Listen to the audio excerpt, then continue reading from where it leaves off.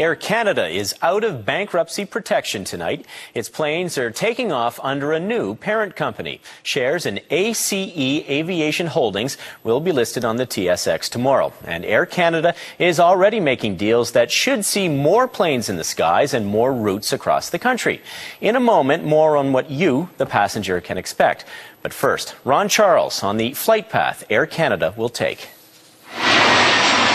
There may not have been any fanfare, but Air Canada workers clearly know this is the day their airline finally emerges from a year and a half of bankruptcy protection. When I hear Air Canada on the news for a positive thing, it was like, I have a smile on my face coming to work going, yes, I have a job. I'm proud of it. Now that it's back from the brink, the airline plans to reinvent itself.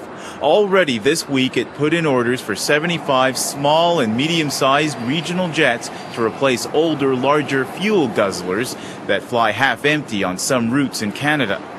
It also revamped the way it sells tickets to make the process more transparent, showing customers all the tickets available and all the prices.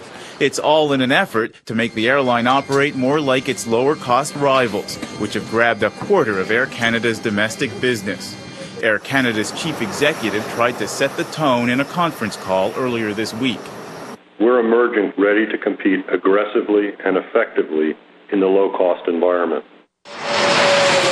Hanging over Air Canada's head is the experience of U.S. Airways. It, too, bought smaller regional jets to fly to more places when it emerged from bankruptcy protection 18 months ago.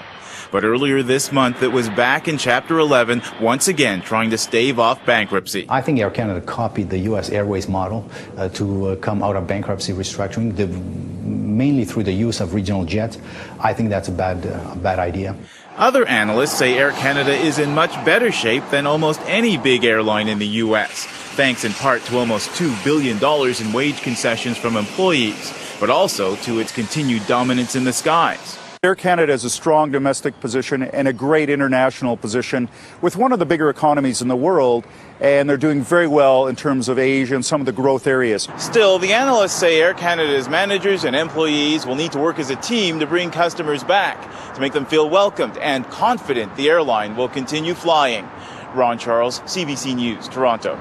Well, that kind of confidence is something many customers lost. While Air Canada's profits sank, frustration soared. There were longer lines at airports, fewer flights, and of course, that hot-button issue, even fewer free meals. Now, as Aaron Saltzman reports, Air Canada's promising new and improved travel convenience. Just don't hold your breath for any freebies. If you've ever flown in or out of Regina, you know what it's like. I left Edmonton this morning and I had a layover in Calgary for an hour and I finally got to Regina. From here, I'm flying from here. I got to go west, then I've got to go east. I'd rather just get on the plane here and go directly east. Try Windsor. I had a hard time trying to get myself to Windsor. Ended up having to drive back here. Passengers in smaller centres know all too well the milk run through Toronto or Montreal or Calgary or Vancouver. The pond hopping, though, may soon be history because of Air Canada's new plan to go with smaller jets. What we'll see Air Canada do then, the new Air Canada do, will use the smaller gauge aircraft and just fly higher frequencies. As well, the smaller gauge aircraft gives Air Canada the chance to basically hub bust. They'll start flying around some of the hubs. Air Canada hasn't confirmed anything yet, but some of the new non-stop flights, according to analysts, instead of Stephenville, Newfoundland to Halifax and on to Toronto, the new jets will fly non-stop to Toronto. Passengers in Sarnia had to go through Toronto to get to Ottawa. Now they'll be able to fly direct.